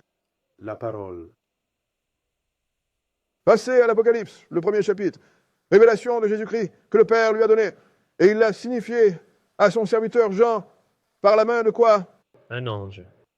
Et la parole qu'il a apportée était aussi le Saint-Esprit, car Jésus dit, où est le Saint? Fantôme n'est rien d'autre qu'un argot pour esprit, sœurs et frères. Donc ce Saint-Esprit qui est descendu du ciel était simplement la parole de Dieu envoyée par la main d'un ange aux prophètes. L'ont reçu, alors ils avaient le Saint-Esprit en eux, n'est-ce pas? Oui, ils l'ont fait. Vous ne pouvez rien lire d'autre qui soit entré en vous, mes sœurs et frères. Révélation chapitre 10. Je vous montre juste à quel point la vérité est absolue. La seule chose que vous avez reçue était la parole de Dieu. Révélation chapitre 10. Et nous allons lire, commencer à lire au verset 1. Révélation chapitre 10, verset 1. D'accord, lis-le. J'ai vu un autre ange puissant descendre du ciel, vêtu d'une nuée et un arc-en-ciel sur sa tête. Et son visage était comme le soleil, et ses pieds comme des colonnes de feu. Allez-y. Et il avait dans sa main droite un petit livre Ah bon? À ouvrir. Et il posa son pied droit sur la mer et son pied gauche sur la terre. Maintenant, j'ai cet ange. C'était un grand ange, n'est-ce pas? Un pied sur la terre et un sur la mer, et entre le ciel et la terre. Mais il avait un petit livre dans sa main, ouvert. Et voyons ce que le Seigneur a dit à Jean. Passez au verset 8, et lisez-le. Et la voix que j'avais entendue du ciel me parla de nouveau et dit, va et prends le petit livre qui est ouvert dans la main de l'ange, Ah bon? qui se tient sur la mer et sur la terre. Qu'a-t-il fait? Vas-y. Et je suis allé vers l'ange et je lui ai dit, donne-moi le petit livre. Allez-y. Et il me dit, Oui. prends-le, mange-le. Oui. Il rendra ton ventre amer, mais il sera dans ta bouche doux comme le miel. Ça va être doux quand tu le mangeras, mais ça va rendre ton ventre amer, parce que tu devras dire aux gens quelque chose qu'ils ne veulent pas savoir, et ils vont s'opposer à toi. Mais comment mange-t-on un livre? Vas-y, lis. Pourquoi a-t-il mangé ce livre? Vas-y. Et j'ai pris le petit livre de la main de l'ange et je l'ai mangé. Oui. Et c'était dans ma bouche doux comme du miel.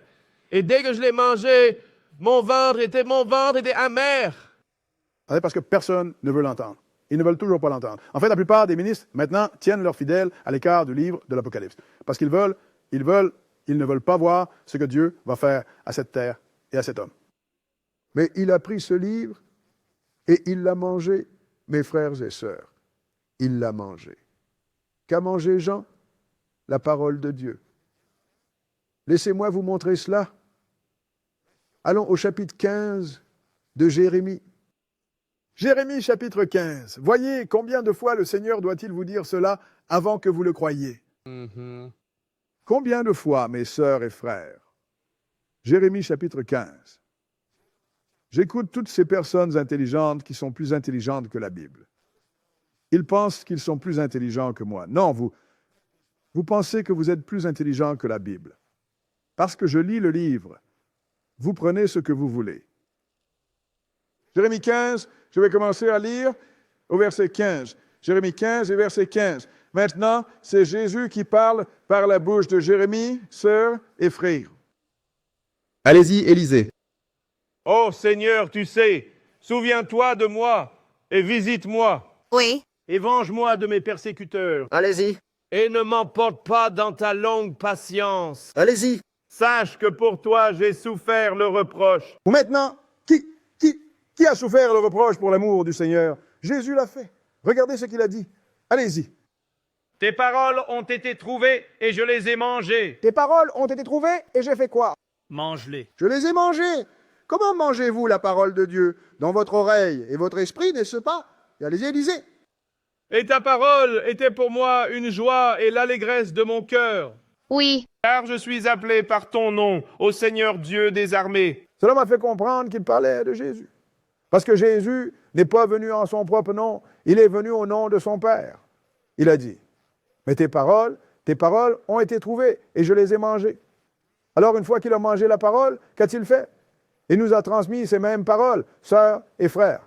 Vous voyez, les gens ne regardent pas ce que Jésus a fait parce qu'ils ne veulent pas lire. Allons dans Saint Jean, le chapitre 17, et voyons ce qu'il nous a donné. Saint Jean, chapitre 17.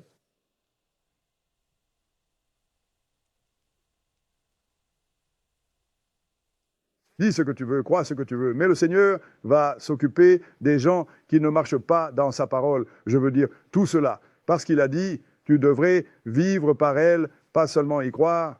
Je le crois et ne le pratique pas. C'est comme Jacques a dit, tout comme un homme qui se regarde dans le miroir. Quand il s'éloigne du miroir, il oublie à quoi il ressemble. Même chose si vous ne pratiquez pas la parole de Dieu. Saint Jean 17, verset 1. 17 et 1, lis-le. Ces paroles, Jésus les prononça, leva les yeux vers le ciel et dit, « Oui. Père, l'heure est venue.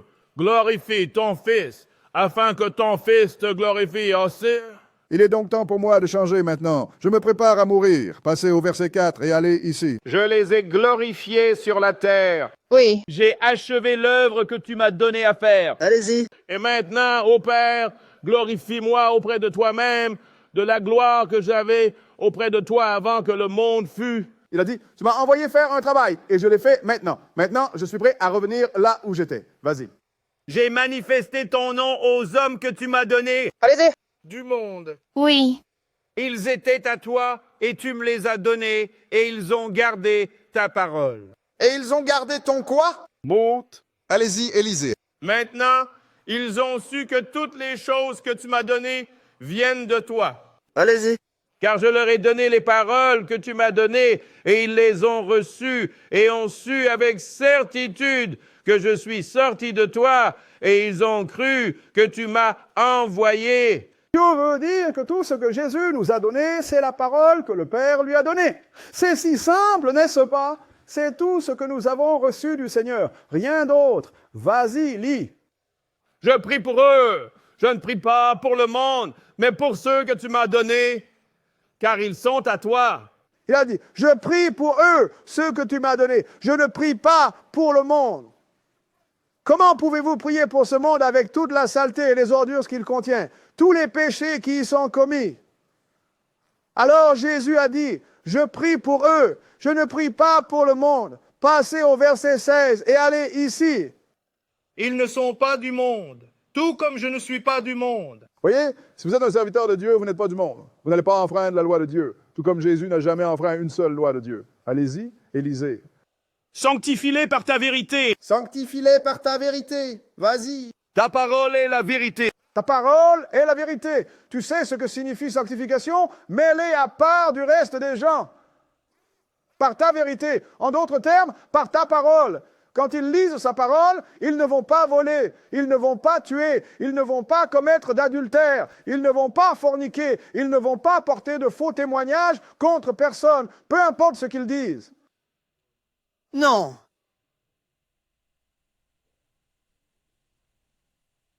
Ils ne vont pas faire ça. Je n'oublierai jamais quand j'étais célibataire, j'ai croisé un vieil ami de lycée. Il a dit, mec, allons à cette fête. Je le savais.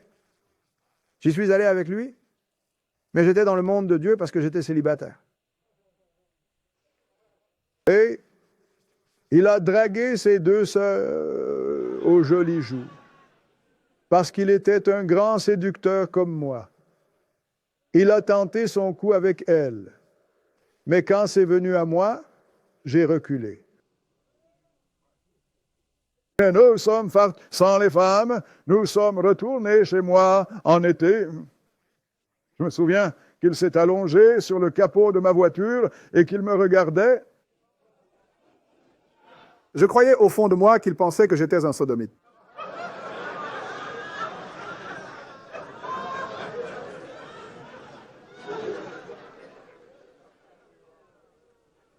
Parce qu'il ne pouvait pas croire ce qui était arrivé à Hank.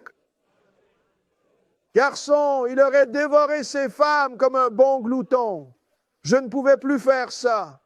Je ne pouvais pas forniquer parce que j'avais été sanctifié par la vérité, la parole de Dieu, sœurs et frères. Passez au verset 20 et lisez-le.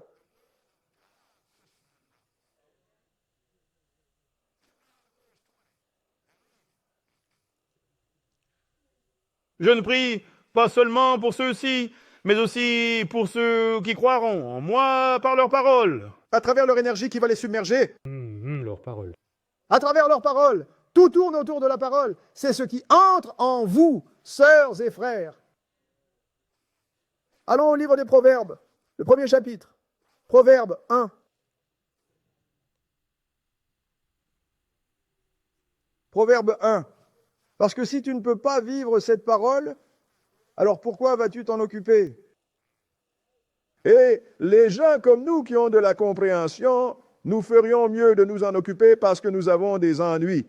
Il n'y a rien que vous puissiez dire devant Dieu, eh bien Seigneur, tu sais, je n'ai pas compris. Non, tu as compris. Je sais que tu comprends parce que je vais regarder directement dans ton esprit, temps du lac de feu. Proverbe 1. Nous allons commencer à lire au verset 5. Proverbe 1, verset 5. Proverbe 1, verset 5. D'accord. Lis. Un homme sage écoutera et augmentera son savoir. Et un homme de compréhension obtiendra des conseils sages. Maintenant, si tu es sage, tu vas, quand quelqu'un te dit quelque chose que tu ne sais pas, tu ne vas pas essayer de te battre contre ça. Eh bien, tu sais, non, tu vas. Cela signifie que tu as augmenté ton savoir et tu vas chercher des conseils avisés. Vas-y, Élie. On va prendre un proverbe et son interprétation, les paroles des sages dans leurs discours obscurs. Tu vas écouter pour que tu puisses comprendre. Vas-y, lis.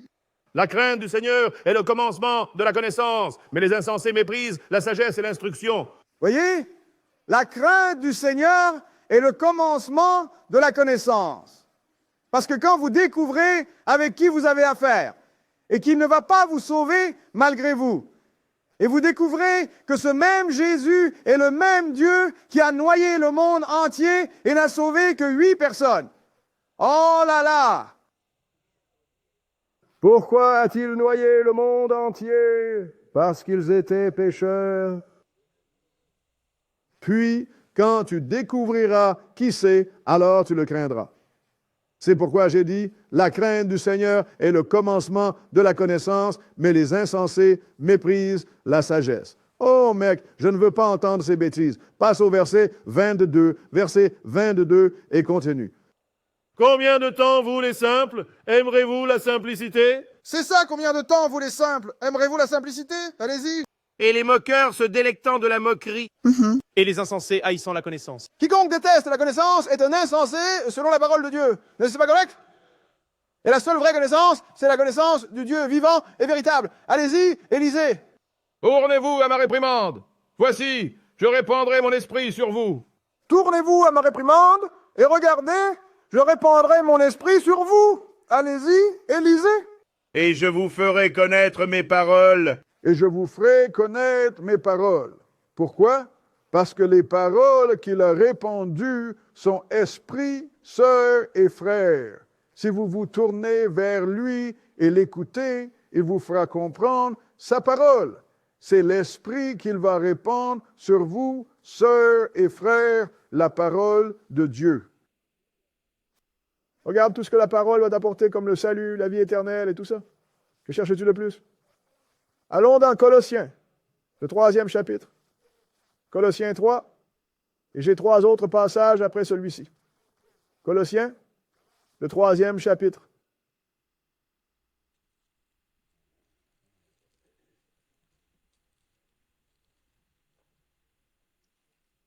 Maintenant, c'est le seul esprit qui vous remplit, sœurs et frères, la parole de Dieu. Colossiens 3, et nous allons commencer à lire au verset 9. Colossiens 3 et verset 9. 3 et 9. Colossiens 3 et 9. D'accord, vas-y.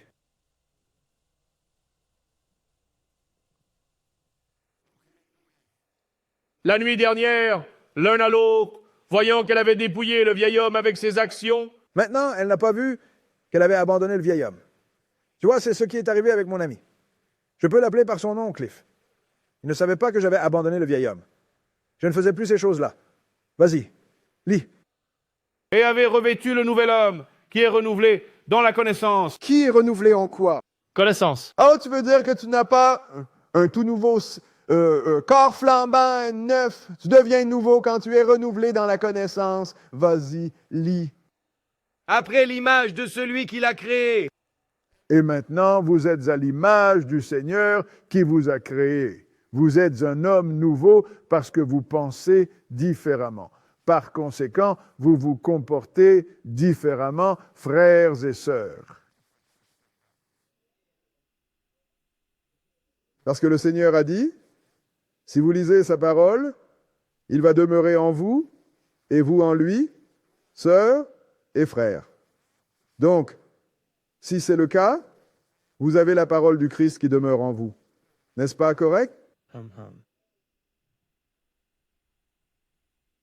Cela signifie que vous êtes remplis du Saint-Esprit parce que la parole de Jésus est en vous. Et une fois que vous êtes remplis du Saint-Esprit, voyons ce que vous êtes devenus. D'accord? Allons dans 1 Corinthiens, chapitre 30.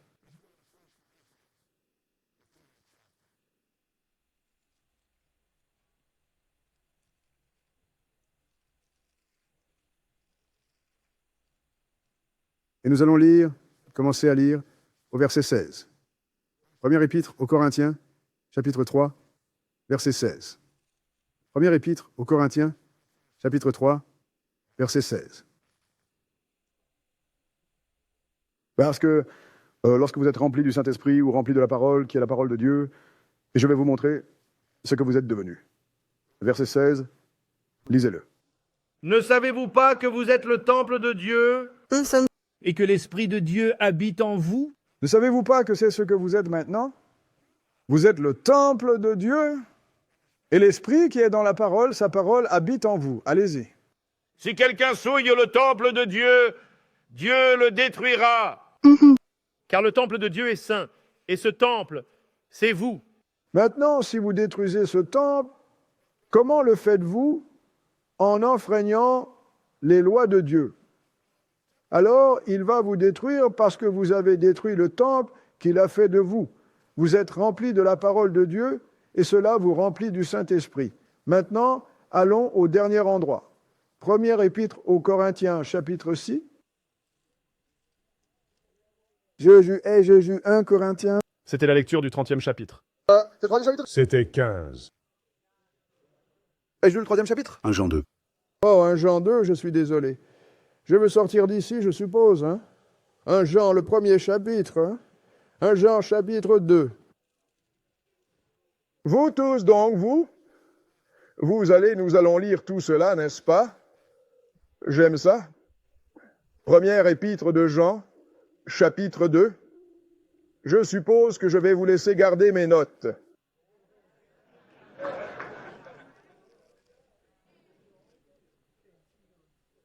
Je ne veux pas que les gens qui écoutent disent « Oh là là, tous ces gens, ils en savent plus que lui, ils l'ont corrigé. » Ils savent peut-être tout ce que je sais, mais pas plus. 1 Jean chapitre 2, et nous allons commencer au verset 14. 2 et 14, lisez-le. Je vous ai écrit, Père, parce que vous avez connu celui qui est dès le commencement. Allez-y. Je vous ai écrit, jeunes hommes, parce que vous êtes forts et la parole de Dieu demeure en vous. Et vous avez vaincu le malin. Pourquoi le Seigneur a-t-il fait tout cet écrit? Alors, dans quoi l'a-t-il écrit? Livre. Ce livre sur vos genoux, c'est le Seigneur qui vous a écrit cela. Passez au verset 24 et continuez. Oh, que cela donc demeure en vous, ce que nous avons entendu dès le commencement.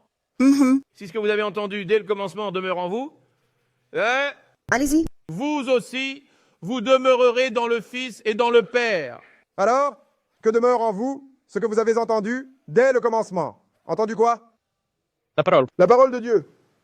Vous savez, ce Saint-Esprit a dit de vous prendre en charge que les gentils vous ont donné. Vous ne l'avez jamais entendu vous parler, n'est-ce pas? Mais qu'est-ce qu'il vous a écrit? Sa parole, à travers ce livre. Allez-y, et lisez-le. Et c'est la promesse qu'il nous a faite, à savoir la vie éternelle. Si cela demeure en vous et reste en vous, ce qu'il vous a écrit à travers ces saintes écritures, qu'allez-vous obtenir?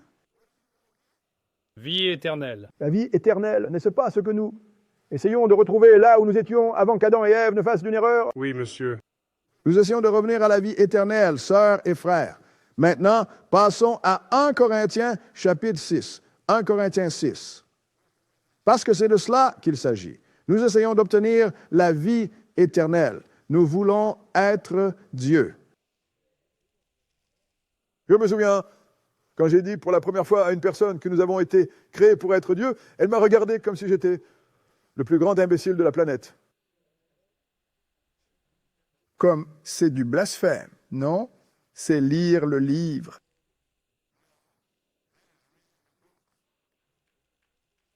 Première épître aux Corinthiens, chapitre 6. Avez-vous déjà entendu, avant de venir à l'Israël de Dieu, que vous avez été créés pour être Dieu? Ne savez-vous pas que c'est le plan de Dieu? Que son seul plan vraiment est de créer des êtres comme eux, le Père et le Fils? C'est son plan. Une fois que cela est accompli, tout a été accompli. Tout le reste que nous traversons a été créé parce qu'Adam et Ève n'ont pas accepté cette simple vérité. Pour que le Seigneur puisse hâter son chemin. Première épître aux Corinthiens, le 5e chapitre, plutôt le 6e chapitre, et nous allons lire un verset, le verset 19. Première épître aux Corinthiens, 6, 19. D'accord? Lis-le. Quoi? Ne savez-vous pas que votre corps est le temple du Saint-Esprit? Oui, c'est ça. Vas-y. Lequel est en vous? Que vous avez de Dieu. Et vous n'êtes pas à vous-même? Alors, maintenant, Tu ne t'appartiens pas, parce que ton corps est un temple de la parole de Dieu. Et cette parole va diriger tes pas de la manière dont Dieu veut que tu marches.